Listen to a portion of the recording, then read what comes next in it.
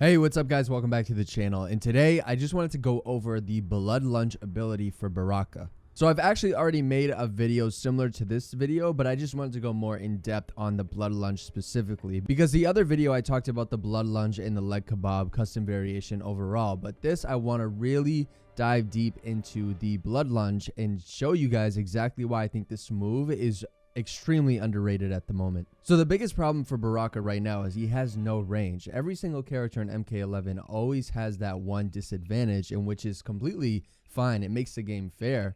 But since he has no range, I really think Blood Lunge, or even Blade Charge for that matter, really help him in the neutral. So let's just go into practice mode, and I'm going to show you guys exactly why I think Blood Lunge is really underrated right now and why you Baraka mains should be using this move. So for those who don't know, Blood Lunge is back forward 2, and it looks like this. It's an advancing, pretty much a command throw. So if the opponent is just hold blocking, if they're not just duck blocking like this, you will actually throw them every single time. So the only way to actually counter Blood Lunge is if you just hold duck like Cetrion is doing right now, and he'll whiff. Or if she were to jump. So if she jumps, he'll whiff as well. And obviously you have different options such as wake up roll, up 2 or up 3, which will definitely prevent Baraka from doing the blood lunge. But if you do wake up roll, that's when it can get tricky. So if the opponent try to make a read and do wake up roll, you can actually punish them for this and get a crushing blow off the blood lunge. If you time the wake up roll perfectly, you get that crushing blow that does dot damage. And a lot of players actually do wake up roll non-stop. So that is why this is a huge advantage for Baraka, because he can prevent you from doing wake up roll, which shuts down an option, a defensive option for the opponent. So the reason why I think Gutted and Blade Charge will always be Baraka's best variation, best custom variation, is because the damage output as well as the Blade Charge has such good range, and it actually breaks armor if the opponent breaks away. But on the other hand, Blood Lunge is just as good in my opinion because it really makes the opponent fear of what's to come next. So with Blood Lunge, like, you can be at a pretty decent range, right? And you can always land that throw. But for the most part, you wouldn't just continue to throw out the Blood Lunge non-stop, because eventually the opponent is going to make the read and down 2 crushing blow you. So you don't want to just throw this move out at any random time. You actually want to be smart with this special move and use it at the right time. So that's when this set play comes in for actually using the blood lunge itself. So Baraka has a really good fireball. This fireball is a high, so the opponent can't duck it. But if you meter burn it, that's when it hits mid. So once you condition the opponent, which is exactly what I do, I always stay full screen and make them come to me. Obviously for Cetrion, she's going to zone Baraka out more than he can zone her out. But for the video's purpose, let's just pretend that I'm zoning Cetrion out as Baraka, right? So if I condition the opponent to finally block that mid, right, they're always going to be expecting that mid to come out. Obviously, if I don't have meter, you can't meter burn for that mid, but you get what I'm saying. So if you're just conditioning them with this fireball, eventually they're not going to be expecting the blood lunge to come out. So let's say you open them up once, right? You hit them and then you do it again. Like, they're just going to be expecting you to throw that fireball, but instead you're going to go for the blade lunge and catch them off guard. So this isn't a 50-50 mix-up because it's not an overhead low, but it is a neutral mix-up in a way, in a sense, because they either have to expect the fireball that's going to hit mid, or they have to expect the blood lunge that literally says fuck neutral. Like, forget about neutral. We don't play neutral as Baraka. But not only does Baraka have the fireball to condition the opponent, but he also has his back to overhead. So once you make the opponent respect you for zoning with the fireballs and amplified fireball that hits mid, again, you can go for the blood lunge to mix them up.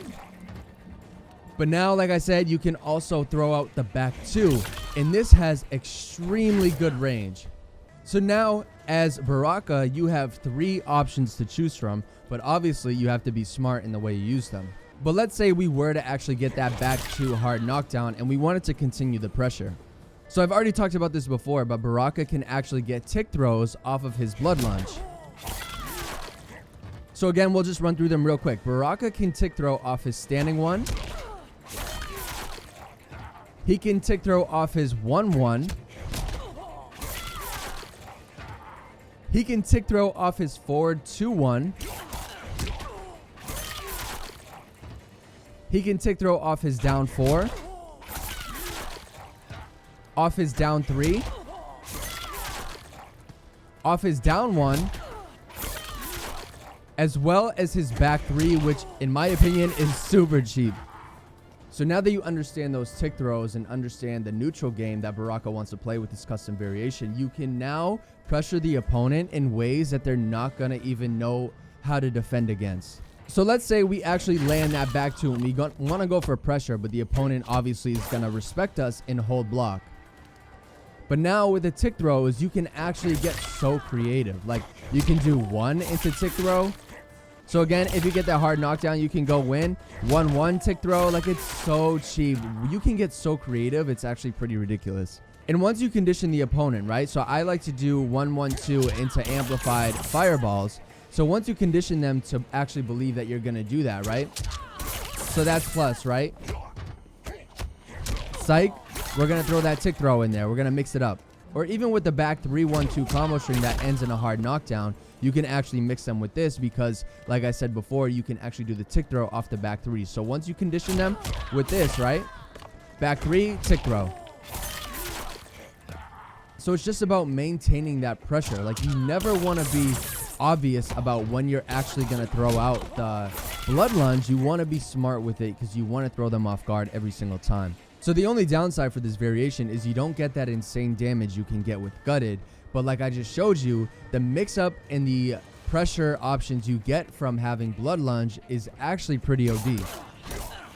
So with that being said, like how do you maximize the damage with this custom variation? So most of the damage is actually going to come off the crushing blows, like a crushing blow down 2, for example. So if you were to get a down 2 crushing blow and you just did forward 4 into blood lunge, you're going to get 32%. If you were to do down 2 crushing blow into forward 4 into forward 1-2 into blood lunge, you'll get 37%. So you just want to find the most maximized damage combo with this custom variation. But if you did get a combo, right? And let's say you ended with the blood lunge like that. What I like to do is I like to back up and bait for the opponent to do a wake up, because most of the time they're going to do a wake up because if you're Baraka, you know Baraka has that insane pressure. So they're going to be disrespecting you and hitting you with that wake up 3 to get you off them. So this is exactly what I like to do. I like to bait them. So if I were to get this crushing blow, right? We get the blood lunge. All you're going to do is backdash into blood lunge again, and you get the punish. But so far, we've been talking about Baraka on offense. What about if he's on defense with the blood lunge ability? So if Cetrion were to do this famous broken-ass move, right? So if Cetrion were to do this move and maintain her pressure, right? There's ways to get over this and counter this move. So if you see, you get reversal counter if you were to do blood lunge after she did the tornado. Reversal counter. So that's why this move is so good, because it kind of shuts down those broken neutral tools such as Cetrion or even Sub-Zero. So if you were to lab this in against specific characters, you'll find that this blood lunge ability works so well for competing with characters in the neutral. And for those who don't know, you can actually flawless block that third hit of that Cetrion combo. So for those who didn't know that, keep that in mind. But that's just one example. I can make a video going over how to counter each character in specific moves they do with this blood lunge ability, because it really is a strong move and it's really good for countering opponents such as Cetrion. And it really gives you that extra neutral tool that Baraka lacks, because like I said, he doesn't have the best range. So that really comes in, it benefits Baraka overall. But that's pretty much what I wanted to go over, because I've actually been using this custom variation quite a lot as of recently. And the more I use it, the more cheap stuff I actually come across, because like the amount of tick throws he has with this custom variation and the fact that he kind of says YOLO to neutral is pretty cheap in my opinion. Like obviously there is ways around it. Every move has a way around it, but I just think this really is effective in certain matchups. But I hope you guys learned something new today. Thank you for watching this video. I hope you enjoyed, and I'll see you in the next one. Take care.